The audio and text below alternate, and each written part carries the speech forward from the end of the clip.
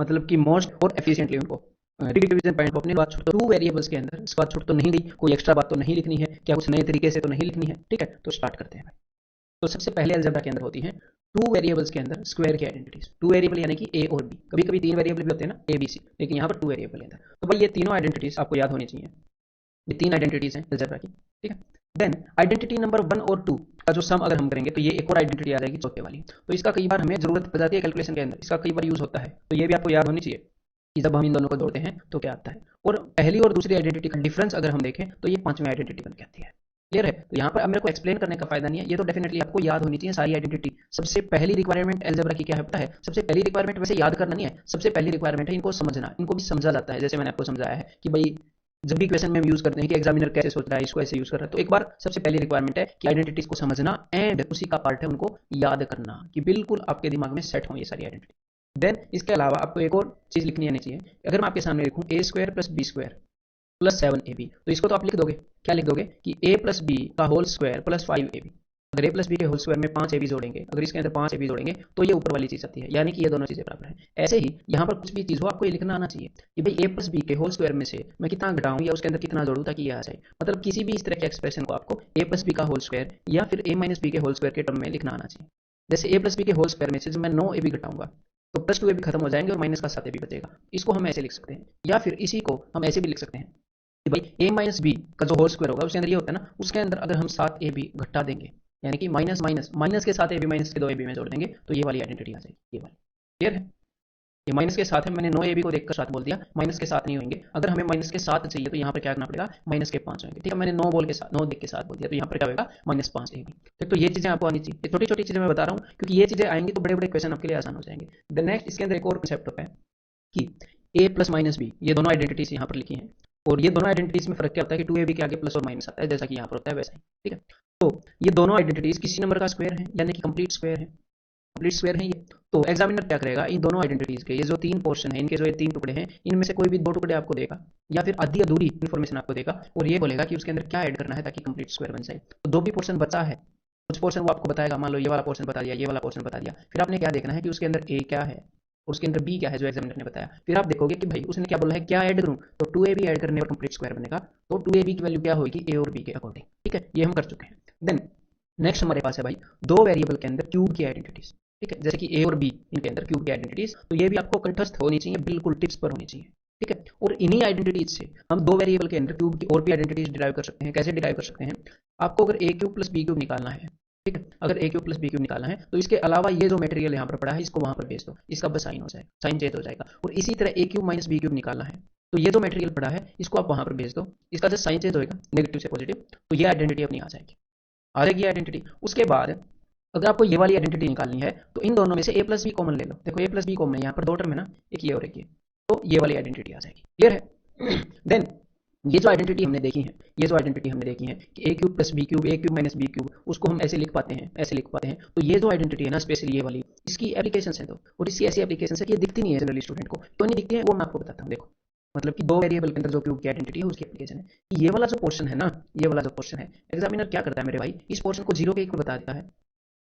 ऐसे डायरेक्टली नहीं बताएगा आपको, वैसे डायरेक्टली नहीं बोलेगा कि a square minus A b plus B square equal to 0 और फिर वो आपको बोल दे कि a cube plus b cube बताओ। वैसे डायरेक्टली बोलेगा, कभी कभी डायरेक्टली भी बोल देता है, फिर सब भी बता देंगे क्योंकि ए क्यूब प्लस बी क्यूब क्या है, दिस इंटू दिस, और इसकी वैल्यू 0 बता दी तो 0 इंटू एनीथिंग इज 0 है ना, 0 इंटू एनीथिंग इज 0। लेकिन एग्जामिनर क्या करेगा, इसको 0 तो बताएगा या नीचे वाले को 0 तो बताएगा, लेकिन आपसे छुपा कर, जैसे कि वैसे करके बता देगा कि भाई a by b plus b by a equal to 1, मतलब कैसे भी छुपाकर इसके सेकंड वाले पार्ट को वो 0 बताता है। ये काफी कॉमन प्रैक्टिस है एग्जामिनर की। इसको जब आप सोल्व करोगे तो आपको पता चलेगा a square plus B square by a B equal to 1। इस ए बी को ऊपर भेजोगे तो आपको पता चलेगा ए बी, और इस ए बी को इधर लेके आओगे तो minus A B equal to 0। तो देखो उसने वही चीज बताई, इस वाली चीज को उसने 0 बताया, और इस केस में ये चीज बताकर वो पूछता क्या है, वो आपसे पूछता है कि भाई ए क्यू प्लस बी क्यू क्या है। क्लियर है। तो एक तो ये कंसेप्ट है कि इसको 0 बताता है। अब दूसरा कंसेप्ट ये है, उसके अंदर भी इसके अंदर इसको 0 बताता है, लेकिन उसके अंदर करता क्या है वो, जरा इसको कंपेयर करो इसको इससे। उसके अंदर वो बी को 1 पुट कर देता है, दोनों आइडेंटिटीज की मैं बात कर रहा हूँ। तो बी को जब वो 1 पुट कर देगा तो यहाँ पर आ जाएगा ए square minus a plus 1, A square minus a plus 1। और अब वो आपसे क्या पूछ लेता है, देखो जब ये चीज 0 हो गई, हमने बी की जगह पर 1 रख दिया, तो देखो हमें मिलता क्या है। अगर बी की जगह पर 1 रखोगे तो यहाँ पर आ जाएगा ए क्यूब प्लस 1 का क्यूब यानी कि 1। और अगर ये उसने 0 बता दिया, उसने आपको ये चीज बता दी, तो इसका मतलब 0, ये वाली चीज 0 है, 0 into anything is equal to 0, यानी कि ये वाली चीज 0 हो गई, यानी कि a cube plus 1 is equal to 0। यानी कि a cube is equal to -1, हमें ये रिजल्ट मिल गया। या फिर देखो, या फिर अगर आप इसको ए से डिवाइड करोगे दोनों तरफ तो आपको क्या मिलेगा, ए प्लस वन बाई ए, और यहाँ पर जो -1 मिलेगा उसको साइड भेज दो, ठीक है, ये +1 हो जाएगा। या फिर आपको मिलेगा a plus one by a is equal to 1। तो जब भी आपको एक नंबर और उसके रेसिप्रोकल का सम जो है वो 1 दिखे, यानी कि चौंक जाना, ये क्यूब वाली आइडेंटिटी उसने यूज की है। कौन से क्यूब वाली आइडेंटिटी, ए क्यूब प्लस बी क्यूब। हाँ, लेकिन एक नंबर और उसके रेसिप्रोकल का सम जब -1 दिखेगा तो उसने ए क्यूब माइनस बी क्यूब वाली यूज की है ना, तो उसने ए क्यूब माइनस बी क्यूब वाली यूज की है। तो अब आपको लगेगा कि भाई कंफ्यूजन हो गया ना, ये दोनों आइडेंटिटीज है, ऐसे तो आपको रटना पड़ेगा और थोड़े दिनों बाद भूल जाओगे, ठीक है। तो मैं आपको क्या बताता हूँ, देखो मैं आपको तरीका बताता हूँ कैसे याद करना है। वो एग्जामिनर आपको कभी कभी इसी इन्फॉर्मेशन को ऐसे देता है, देखो इसी इन्फॉर्मेशन को, a square plus 1 is equal to a, या फिर उसने ये वाली इन्फॉर्मेशन दे दी। आपने करना क्या है, आपने सारी चीजों को लेफ्ट हैंड साइड लेकर जाना है, a square minus a plus 1 is equal to 0।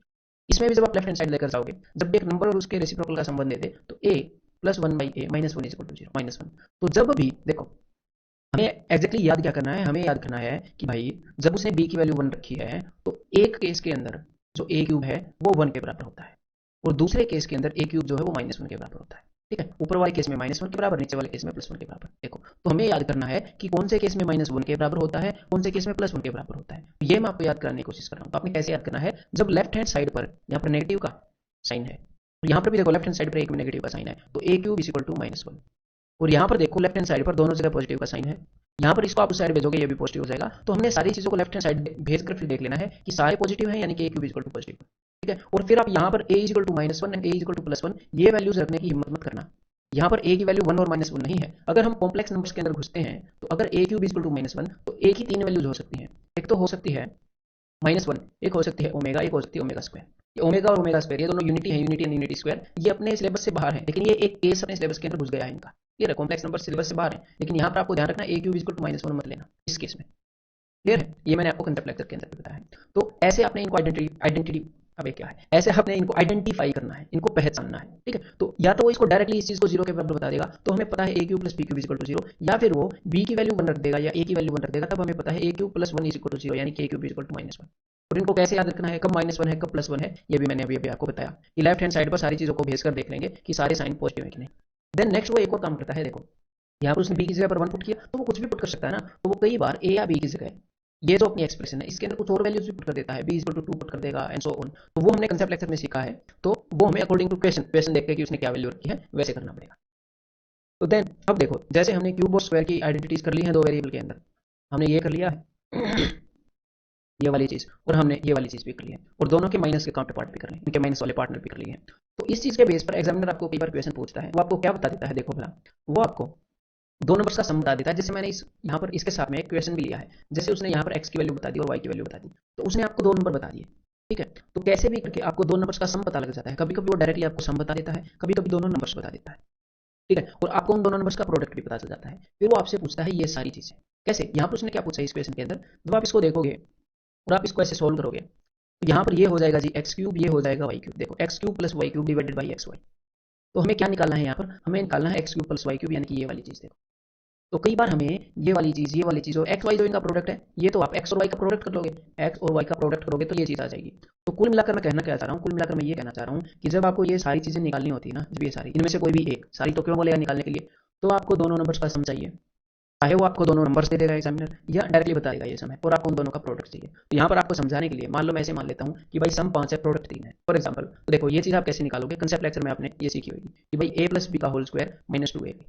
आपके दिमाग में आ जाना चाहिए कि भाई 5 5 25 माइनस 3 में 3 का डबल 6 गया, दोनों का सम 5 है और दोनों का प्रोडक्ट 3 मैंने बता रखा है, तो 3 दूनी 6, तो मैंने 25 में से 6 सब्ट्रैक्ट कर दिया, तो यहाँ पर क्या आ गया 19। ऐसे ही अगर आपको ये निकालना है a cube plus b cube, तो एक्चुअली मैं उसी आइडेंटिटी को यूज कर रहा हूँ, ठीक है। बस मुझे इस चीज की वैल्यू याद है जो आपको भी याद होनी चाहिए। तो हमें निकालना है a cube plus b cube, तो वो क्या होगा, वो होगा ए प्लस बी का क्यूब माइनस 3ab इंटू ए प्लस बी। तो कुल मिलाकर आप देखिए हमें चाहिए क्या ये निकालने के लिए, हमें ए प्लस बी चाहिए दो जगह पर, तो वो उसने दे रखा है, और ए और बी का प्रोडक्ट चाहिए वो उसने दे रखा है। सिमिलरली जब आपको ये चीज निकालनी पड़ेगी a4 प्लस b4, तो इनकी आइडेंटिटी तो मैंने आपको याद नहीं कराई, स्क्वायर क्यूब ये सब, तो यहाँ पर आपको क्या करना पड़ेगा, स्क्वायर वाले का ऑलरेडी स्क्वायर करना पड़ेगा, ए स्क्वायर प्लस बी स्क्वायर 19, इसका स्क्वायर करोगे तो ये आएगा।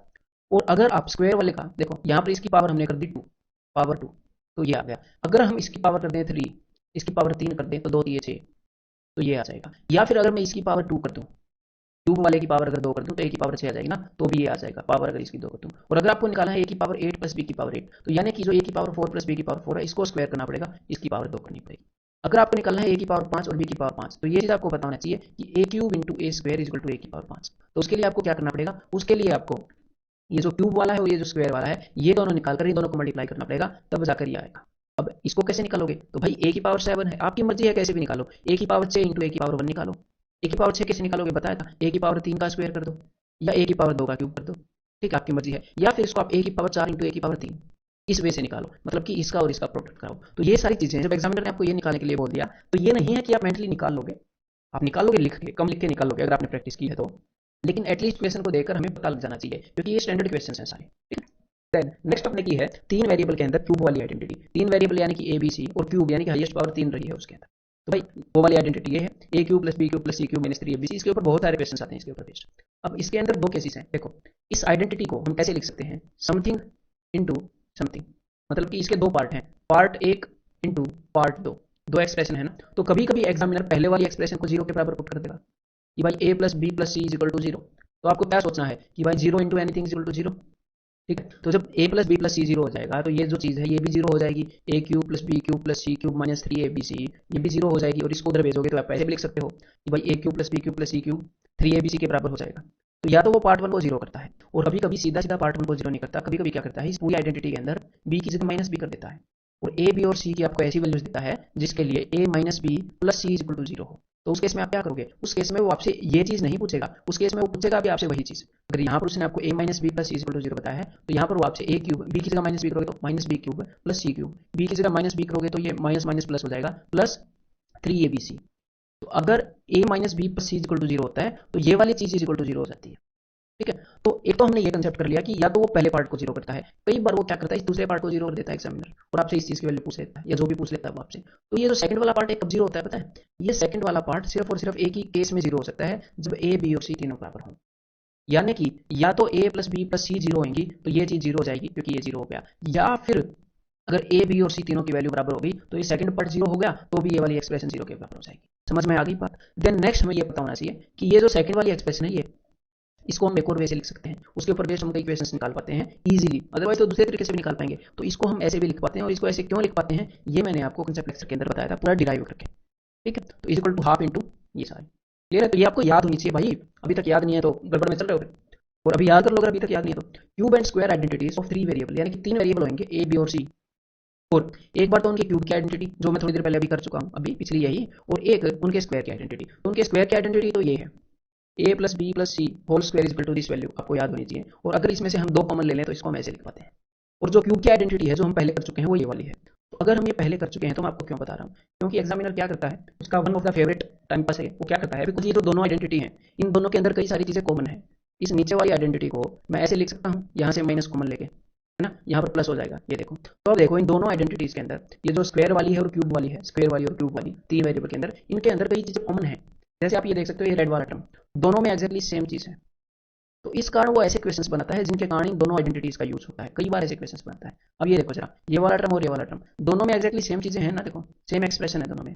देन ये वाला टर्म देखो जरा, ए प्लस बी प्लस सी, और नीचे वाले में भी ए प्लस बी प्लस सी है। तो इसी कारण वो बहुत बार ऐसे क्वेश्चन बनाता है जिनके अंदर इन दोनों आइडेंटिटीज का इकट्ठा यूज होता है, वो भी हमने कई सारे क्वेश्चन किए हैं।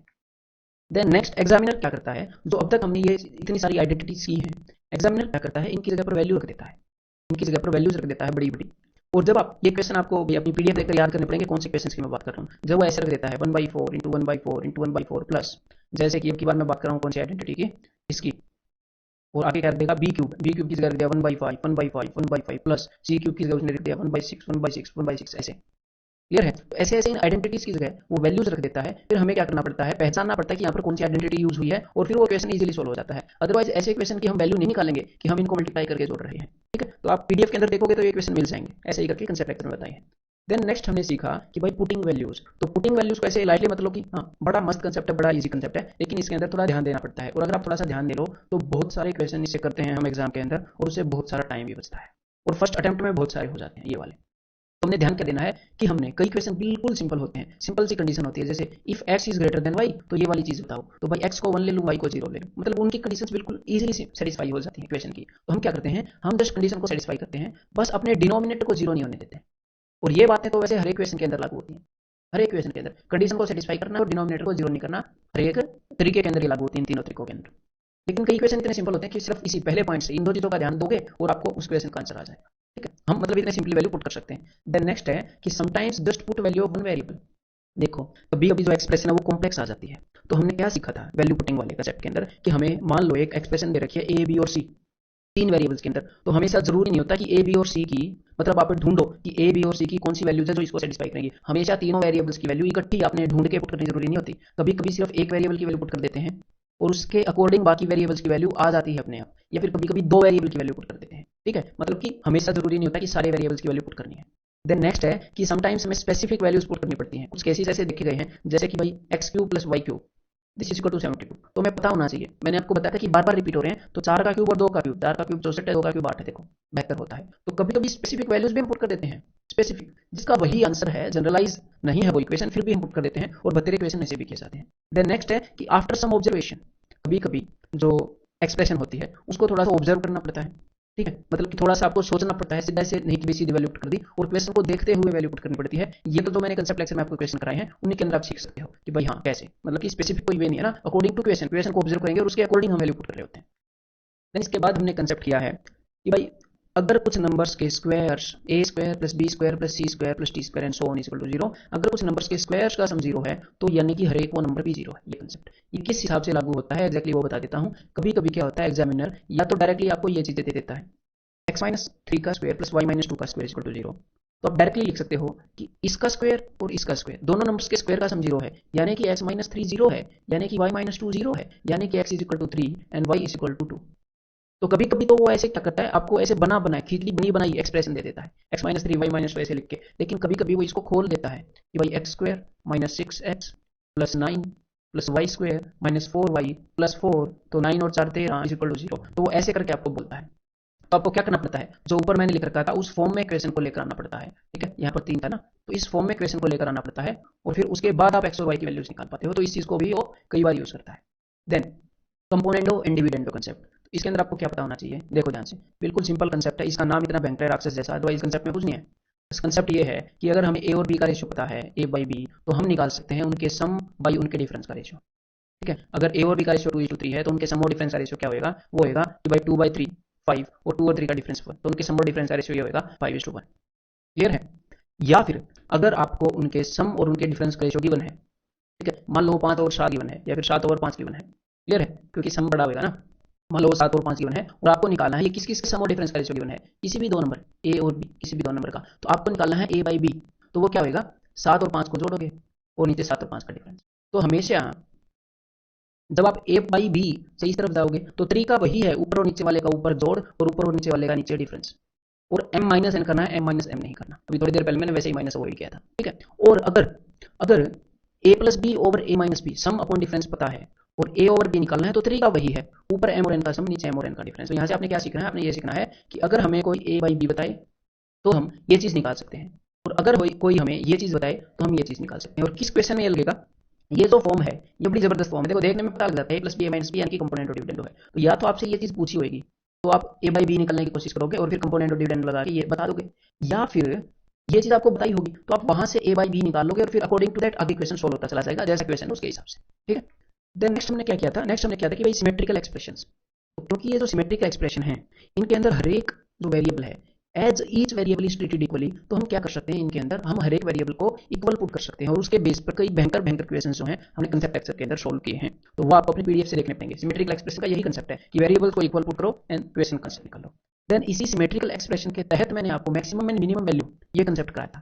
ठीक है, मैक्सिमम एंड मिनिमम वैल्यू में मैंने क्या कराया था, अपने एसएससी के डोमेन में रहकर की, क्योंकि एसएससी के डोमेन में क्या होता है, मैक्सिमम एंड मिनिमम वैल्यू जो इस एक्सप्रेशन से पूछी जाती है, आपके अलजेब्रा से पूछी जाती है, आपकी जो क्वाड्रेटिक इक्वेशन उसको छोड़कर उसके अलावा जो अलजेब्रा में पूछी जाती है वो हमेशा सिमेट्रिकल होती है, हमेशा सिमेट्रिकल की आपसे पूछता है एसएससी के अंदर। तो फिर क्या है, आपको जस्ट वैल्यूज इक्वल रखनी होती है।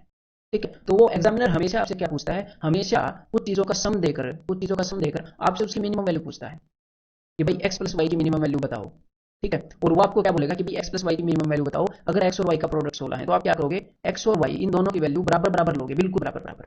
तो क्या पुट कर सकते हैं, 4 इंटू 4 16 है ना, तो अगर एक्स और वाई का प्रोडक्ट 16 है तो एक्स और वाई के सम की मिनिमम वैल्यू हो सकती है जी 8। क्लियर है, क्योंकि ये सिमेट्रिकल एक्सप्रेशन ही वो आपको देता है। देन अब ये इक्वेशन मैंने क्यों लिखा है कि कभी कभी वो आपसे ऐसे भी पूछता है कि भाई X square plus Y square की मिनिमम बताओ, या फिर X cube plus Y cube की मिनिमम बताओ। तो उस केस में हमें क्या चाहिए, उस केस में अगर उसने ये बोला कि भाई X square plus Y square की मिनिमम बताओ, तो फिर वो आपको ऐसी ऐसी चीजें भी दे देता है कि एक्स प्लस वाई 8 है। फिर आप क्या करोगे, एक्स और वाई को बराबर बराबर ट्रीट करो, 4 और 4। अगर एक्स और वाई का सम 8 है तो X square plus Y square की जो मिनिमम वैल्यू हो सकती है वो 16 प्लस 16 32 ही हो सकती है, इससे थोड़ा नहीं हो सकता। ये कंसेप्ट लेक्चर में मैंने आपको बताया है। देन नेक्स्ट वो आपसे पूछता है मैक्सिमम वैल्यू एक्स और वाई के प्रोडक्ट की। ठीक है, एक्स और वाई के प्रोडक्ट की। तो जब भी दो चीजों का जो प्रोडक्ट होता है वो अपनी मैक्सिमम वैल्यू तब अटेन करता है जब दोनों बराबर हों, और जो सम होता है वो अपनी मिनिमम वैल्यू पे होता है जब दोनों बराबर हों। ठीक है, तो यहाँ पर प्रोडक्ट में हमेशा मैक्सिमम वैल्यू आपसे पूछेगा। तो उसने आपसे क्या पूछा कि भाई अगर एक्स और वाई का सम 20 है तो एक्स इंटू वाई की मैक्सिमम वैल्यू बताओ। तो आप क्या करोगे, एक्स और वाई को बराबर बराबर रखोगे, 10 और 10। तो यानी कि एक्स इंटू वाई की जो मैक्सिमम वैल्यू है वो 100 होगी। नीचे वाले केस में एक्स और वाई की जो मैक्सिमम वैल्यू होगी एक्स इंटू वाई की, वो होगी जी 420 इंटू 20। क्लियर है। देन इसके अलावा जो आपके एग्जाम में काफी प्रचलित है इक्वेशन कि आपको x plus one by x की वैल्यू दे देगा एग्जामिनर, और इनमें से कुछ भी वो आपसे पूछ लेगा, सिंपल सी बात है। और यहाँ पर कोई अलग से थ्योरम नहीं लग रहा, मैंने आपको ऊपर है a square plus B square, a raise to power 4 plus b raise to power 4, a raise to power 6 plus b raise to power 6, इन सब के बारे में बताया। एक्जैक्टली वही सिचुएशन यहाँ पर है, उसी चीज को आप यहाँ पर लगा सकते हो। बस इसमें और उसमें फर्क क्या है, ऊपर मैं आपको ये बता रहा था कि वो आपको ए प्लस बी बताएगा और ए इंटू बी बताएगा, लेकिन यहाँ पर वो आपको ए इंटू बी नहीं बताता। क्यों, क्योंकि ए इंटू बी 1 होता है। यहाँ पर ए क्या है, यहाँ पर ए है एक्स इंटू बी क्या है 1/x1। इन दोनों का प्रोडक्ट हमेशा 1 होता है, तो हमेशा वो आपको क्या बताता है, एक्स प्लस 1/x का या तो सम या इनका डिफरेंस, और आपसे ये चीजें पूछ लेता है। तो आपने बस वही थ्योरम अपने लगाने हैं, ऊपर जो अपने कंसेप्ट है वही आपने आइडेंटिटीज लगानी है, और ये सब आप निकालोगे। और ये सब जैसे मैंने आपको कंसेप्ट लेक्चर के अंदर बताया है, अगर ध्यान नहीं है तो जाकर देखो, ये सब आपको मेंटली करने आने चाहिए। ये सब मैक्सिमम पोर्शन मेंटली करना आना चाहिए, एटलीस्ट एक्स की पावर 2, एक्स की पावर 4, एक्स की पावर 8, ये तो मेंटली करना आना ही आना चाहिए। और उसके अलावा ये भी मेंटली करना आना चाहिए, एटलीस्ट ये 4 आपको मेंटली करने आने चाहिए। ठीक है, अगर नहीं आते तो अभी बता देता हूँ आपको क्या करना है। ये लो, ये लो, ये दो तो रहने दो, फिर दूसरा कंसेप्ट लगा दोगे हैं। ये इन सब के लिए सात सात ज्यादा बड़ा हो जाएगा, फिर भी इन सब के लिए आप क्या करो, ये चारों निकाल लो, अभी मेंटली कोशिश करो, कम से कम लेके कोशिश करो, आपको फायदा होगा। देन नेक्स्ट आपको ये भी आना चाहिए कि भाई x minus one by x से यहाँ पर ट्रैवल करना। ठीक है, कैसे, x minus one by x given है, x plus one by x आप कैसे निकालोगे, ये मैं आपको बता देता हूँ। देखो भाई, a प्लस बी का जो स्क्वायर है और a माइनस बी का जो स्क्वायर है, उसके अंदर क्या होता है, a square plus B square plus 2ab, और a square plus B square minus 2ab। ये प्लस 2ab और माइनस 2ab का फर्क है, उसी की नॉलेज के तहत इसको मैं करने वाला हूँ। देखो सबसे पहले मैंने इसका स्क्वायर कर दिया, तो क्या गया, x square plus 1/x square minus 2ab, यानी कि माइनस 2 इक्वल टू 9। इस 2 को मैं उधर ले गया तो ये हो गया 11। मुझे ये पता है कि x प्लस 1/x का जो स्क्वायर है वो है x square plus 1/x square plus 2, इसका स्क्वायर ऐसे है। तो भाई यहाँ पर मेरे पास ये चीज़ अगर मैं प्लस 2 दोनों तरफ कर दूँ, तो ये जो चीज़ मेरे पास आ गई, ये क्या है, x प्लस 1/x का स्क्वायर है ना, और जिसकी वैल्यू 13 है, तो x प्लस 1/x की वैल्यू क्या हो जाएगी फिर, तो x प्लस 1/x की वैल्यू हो जाएगी √13। सिमिलरली एक ये प्रॉब्लम आती है कि मान लो आपने यहाँ से x square plus 1/x square निकाल भी लिया कि भाई वो 7 है, मान लो वो 11 है, ये आपने निकाल भी लिया यहाँ से। तो जब आप इसका स्क्वायर करोगे तो एक्स रेस टू पावर 4 प्लस 1/x raise to power 4 plus आएगा, हमें चाहिए माइनस। तो जब भी स्क्वायर करोगे प्लस हो ही जाता है, चाहे बीच में माइनस हो। तो ये आप कैसे निकालते हो, ये डायरेक्टली नहीं निकलता, ये कई चीज़ों की कॉम्बिनेशन है। यहाँ पर हम वो वाली आइडेंटिटी लगाते हैं, a square minus b square वाली, a square minus b square equal to a plus b into a minus b, वो वाली। तो ये जो है इसको आप ऐसे खोल सकते हो, x square minus 1/x square into x square plus 1/x square. तो ये चीज़ तो आप निकालोगे ना। हाँ, ये चीज़ भी नहीं निकाल पाओगे तो इसको भी आप तोड़ सकते हो, वही आइडेंटिटी लगाकर। ये देखो एक्चुअल में जो चीज़ हमने निकालनी है वो ये 3 चीज़ें हैं। अब देखो x प्लस 1/x तो यहाँ पर हमने निकाला था √13, उसकी वैल्यू तो हमने रख दी, और x square plus 1/x square, इसका दोनों तरफ स्क्वायर करेंगे तो 11 आ जाएगा, यहाँ से माइनस 2 इस साइड आके ऐड हो जाएगा, तो ये हो गया 11। और अब हमने निकालना है x माइनस 1/x, जो कि एग्जामिनर ने दे रखा है 3। तो समझ में आ गई बात, ये वाली चीज़ें कैसे निकालनी है, या फिर x की पावर 6 माइनस 1/x की पावर 6 कैसे निकालनी है। कैसे निकालनी है, X cube plus 1/x cube and x cube minus 1/x cube, ये दोनों निकालने पड़ेंगे, तब जाकर उन दोनों का प्रोडक्ट करोगे तो ये चीज़ आएगी। बीच में माइनस तब आती है उस वाली आइडेंटिटी में, जब आप a प्लस बी और a माइनस बी करते हो तो स्क्वायर्स के बीच में माइनस आती है मेरे भाई। ठीक है, देन नेक्स्ट हमने कुछ स्पेशल केसेस किए थे। तो पहला special case according to SSC, आपको सिर्फ इतना याद रखना है इसके अंदर कि भाई x प्लस 1/x, जब भी एक नंबर और उस नंबर का सम, सॉरी जब भी एक नंबर और उसके रेसिप्रोकल का सम 2 हो तो यानी कि वो नंबर 1 है, और जब भी एक नंबर और उसके रेसिप्रोकल का सम -2 हो यानी कि वो नंबर -1 है। क्लियर है, ये चीजें आपने इसके अंदर याद रखनी, अदरवाइज ये चीजें मैंने आपको कंसेप्ट लेक्चर में डिटेल से बताई है। देन नेक्स्ट स्पेशल केस क्या है, देखो अब तक हम 3 स्पेशल केस कर चुके हैं x प्लस 1/x के। एक तो हमने ये किया कि x प्लस 1/x 2 हो या फिर -2 हो, ये किया कि नहीं अभी पिछली स्लाइड के ऊपर। एक हमने थोड़ी देर पहले ये किया था कि x प्लस 1/x 1 हो या -1 हो, ये वाला याद है कि नहीं, जब बताता हूँ, याद दिलाता हूँ। जब इस आइडेंटिटी के अंदर b की जगह पर 1 रख देते हैं तो ये क्या बन जाता है, ये वही वाला केस तो बताया था थोड़ी देर पहले। हाँ, तो जब एक नंबर और उसके रेसिप्रोकल का सम, जब एक नंबर और उसके रेसिप्रोकल का सम 2 या -2 आ जाए, 1 या -1 आ जाए, या फिर एक नंबर और उसके रेसिप्रोकल का सम √3 आ जाए, जैसा कि यहाँ पर है, तो हमारे स्पेशल केसेस हैं ये। ठीक है, तो आपके दिमाग को ये बोलना चाहिए कि कहीं ये उनमें से तो क्वेश्चन नहीं, और मैक्सिमम चांसेस है उन्हीं में से मिलेगा। अब देखो, अगर x plus one by x की power x plus one by x is equal to √3 है, तो इसको क्यूब करने पर हमें मिलेगा कि x cube plus one by X cube equal to 0 होता है, और x की पावर 6 इजिकल टू -1 होती है। तो ये चीजें डायरेक्टली यूज होती हैं। क्लियर है, ये केस आपको याद होना चाहिए, हमने क्वेश्चन किए थे इसके ऊपर काफी। देन लास्ट में कंसेप्ट लेक्चर 10 में मैंने आपको क्या बताया था कि कई क्वेश्चन ऐसे होते हैं जो एक स्पेसिफिक वे फॉलो करते हैं, स्पेसिफिक, और कई क्वेश्चन ऐसे भी होते हैं अलजेब्रा में आज तक आए भी हैं और आगे भी आते रहेंगे, जो आपको याद रखने पड़ेंगे, या फिर 9-10 बार करने पड़ेंगे, 3-4 बार नहीं, 9-10 बार करने पड़ेंगे एक्चुअल में, अगर लंबे टाइम के बाद आप उसको करना चाहते हो तो। ठीक है, तो आपने क्या करना है, वो क्वेश्चन जितने आपको मिलते हैं इसका मतलब कि नॉर्मली जितने अपने हैंड आउट में है, जितने नॉर्मली मिल जाते हैं ऐसे वो आपने कर लिए, जितने मैंने आपको दे दिए, उन क्वेश्चंस के पीछे भागना नहीं है। क्योंकि एक ये है, उन क्वेश्चंस को जब स्टूडेंट देखता है कि ये तो मेरे को आता ही नहीं, ये तो मेरे को आता ही नहीं, क्योंकि ऐसे क्वेश्चंस इनफाइनाइट क्रिएट किए जा सकते हैं। बिलीव मी, पाइथागोरस जो है बेचारा मर गया ना, पाइथागोरस बंदे का नाम है, पता होगा ना। ठीक है, पाइथागोरस मर गया, आर्यभट्ट मर गया, फिर भी मैथ्स तो पूरा एक्सप्लोर हुआ नहीं है। तो ऐसे ही इनफाइनाइट क्वेश्चंस क्रिएट किए जा सकते हैं। तो जो नोट्स और कंसेप्चुअल क्वेश्चंस होते हैं, उनके पीछे आपने ढूंढ ढूंढ के नहीं करने, बिना टाइम वेस्ट नहीं करना। जितने आपको नॉर्मली बने दिए उतने कर लीजिएगा। ठीक है, उनके पीछे की क्या अंडरस्टैंडिंग है वो भी सोच लीजिएगा। आपके सिलेक्शन को ये रोकेंगे नहीं, अगर आप ये करोगे ना ढूंढ ढूंढ के, तो आपके सिलेक्शन को ये रोक देंगे, क्योंकि टाइम वेस्ट करा देंगे।